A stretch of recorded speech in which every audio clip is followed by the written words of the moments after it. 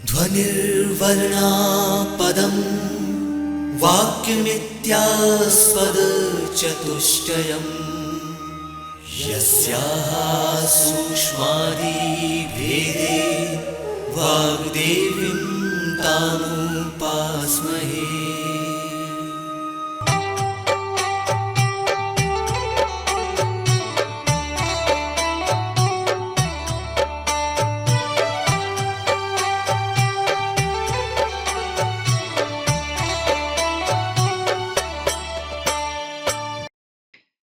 नमस्कार विद्यार्थियों, मैं डॉक्टर स्मिता राजन, मध्य प्रदेश भोज मुक्त विश्वविद्यालय से आपकी लीफ बेस्ड प्रोडक्ट्स पर आधारित कक्षा के लिए मैं यहाँ उपस्थित हूँ।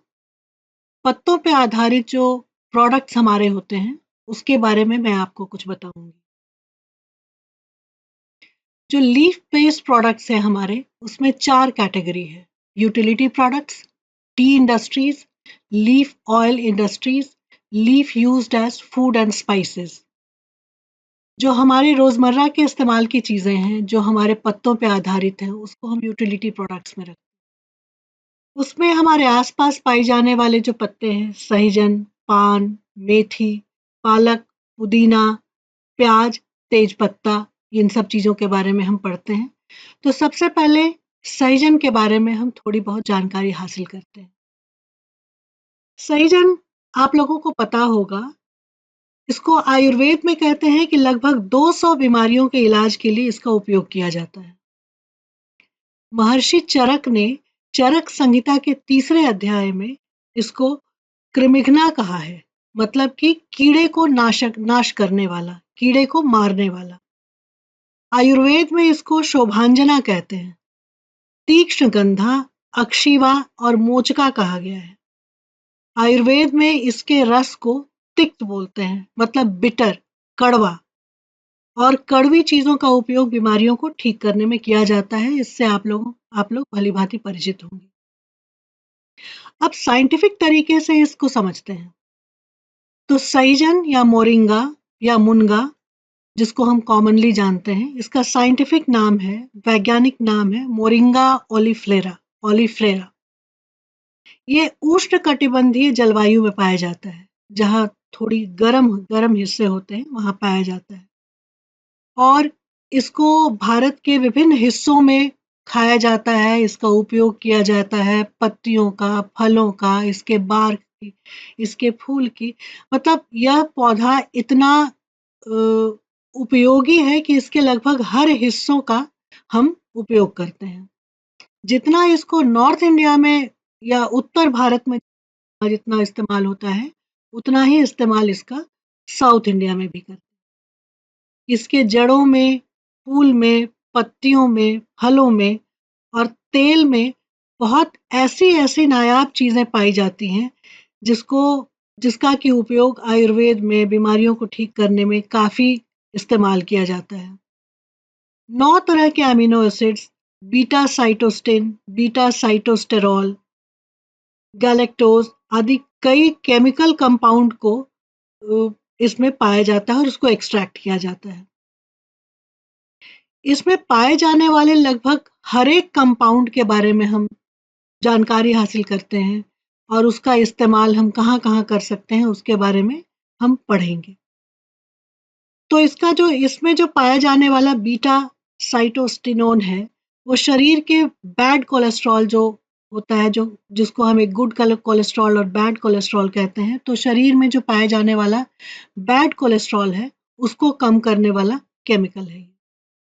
हमारे इम्यून सिस्टम को मजबूत करता है, जिससे colon cancer, cold flu, rheumatoid arthritis, TB आदि से हमारी रक्षा करता है। सहजन को सबसे अच्छी बात है कि सहजन में इसमें एंटीऑक्सीडेंट गुण पाए जाते हैं, एंटी इन्फ्लेमेटरी भी है, दिल के मरीजों के लिए अच्छा है, बीपी के मरीजों के लिए काफी कारगर है, ब्लड शुगर, जॉइंट पेन, गठिया, हर तरह से ये कई बीमारियों का ये लगभग एक इलाज इससे किया जा सकता है।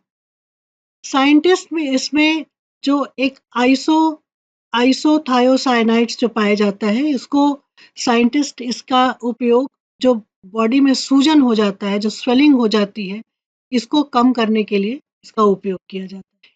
इसके पत्तियों में, इसके फलों में जो एक कैल्शियम की अच्छी मात्रा पाई जाती है, जो बच्चों में हड्डियों का विकास करती है। आयरन, मैग्नीशियम पाया जाता है। बच्चों को इसके फलों और पत्ती का सूप बना के दिया जा सकता है।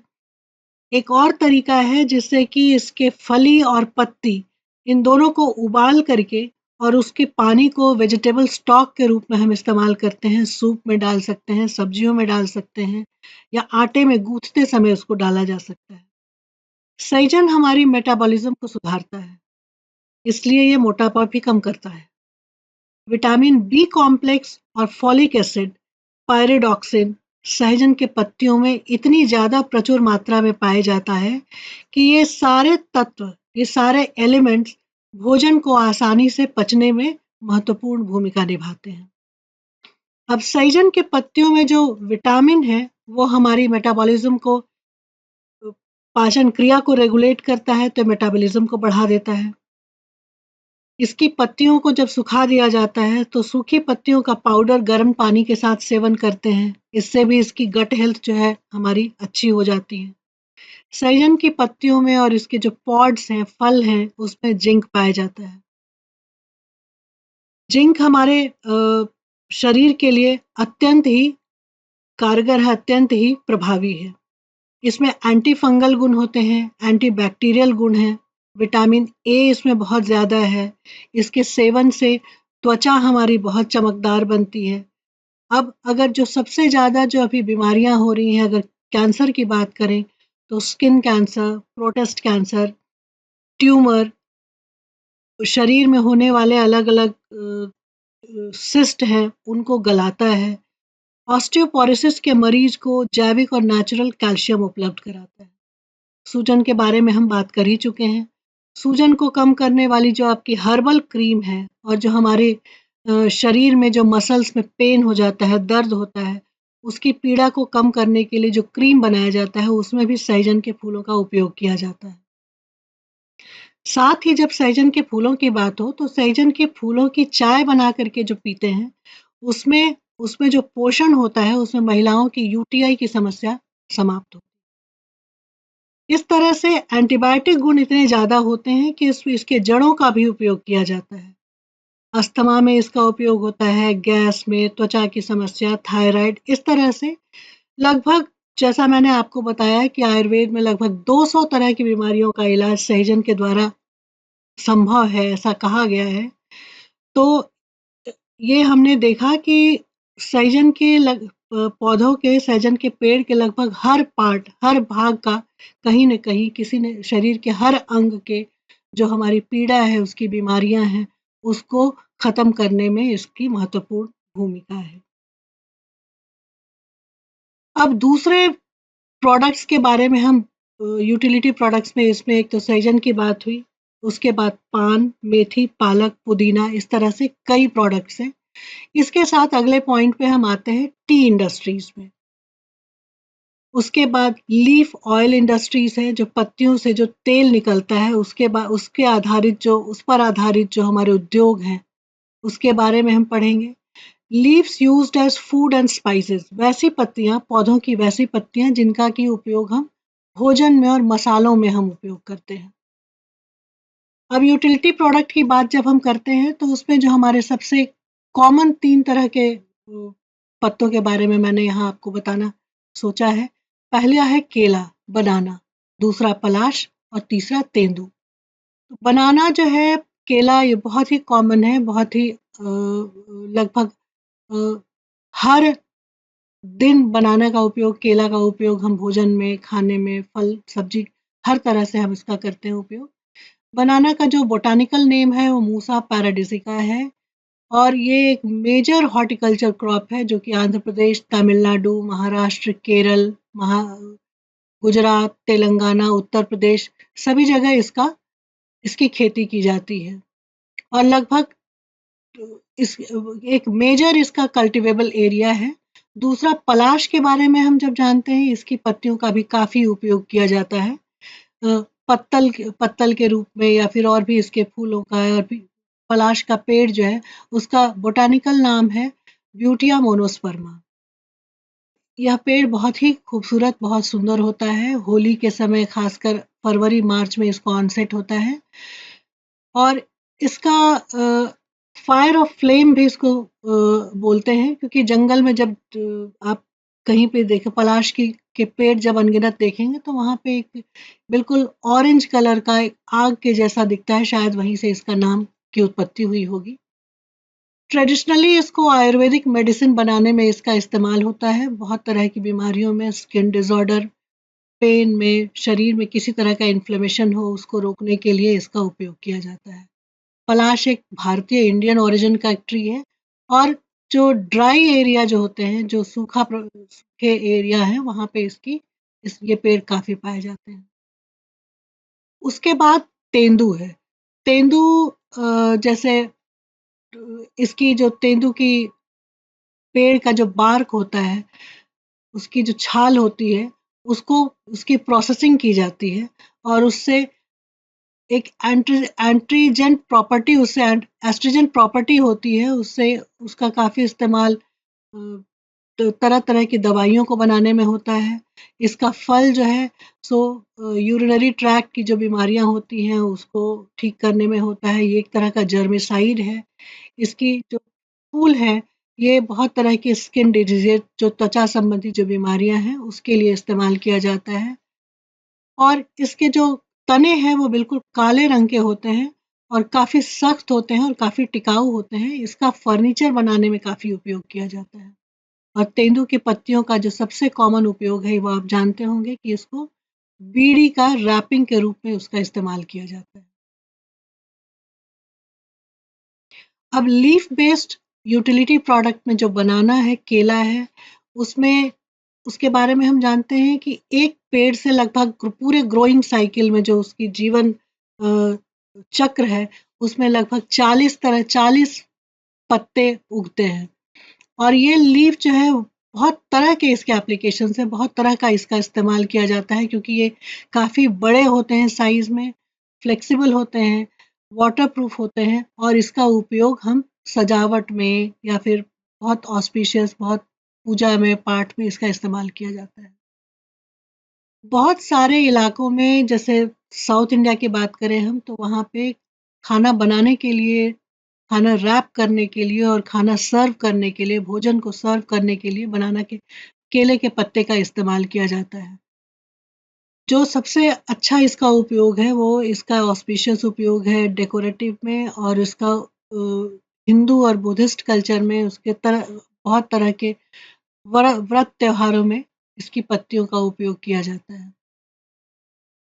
अब क्लाइमेट चेंज और जो प्लास्टिक पॉल्यूशन है, उसको हम केले के जो पत्ते हैं उससे हम किस तरह से उसका उपयोग इसको कम करने में किया जा सकता है। जो केले के पत्ते हैं, जो प्लांट लीव्स हैं, जो 100% सस्टेनेबल हैं। ये कार्बन को कैप्चर करते हैं, कॉस्ट इफेक्टिव है और ये अत्यधिक अधिक सबसे ज़्यादा सेफ है, 100% इको फ्रेंडली है। इनमें बहुत तरह की प्रॉपर्टीज़ पाई जाती है। ये सस्टेनेबल है, टिकाऊ हैं। सबसे बड़ी बात केमिकल फ्री है। आज जब हर जगह आपको रासायनिक चीज़ों का उपयोग हर चीज़ में आपको केमिकल्स मिल रहे हैं जो बहुत ही घातक हैं। तो उसमें ये पत्तियों का उपयोग केमिकल फ्री है।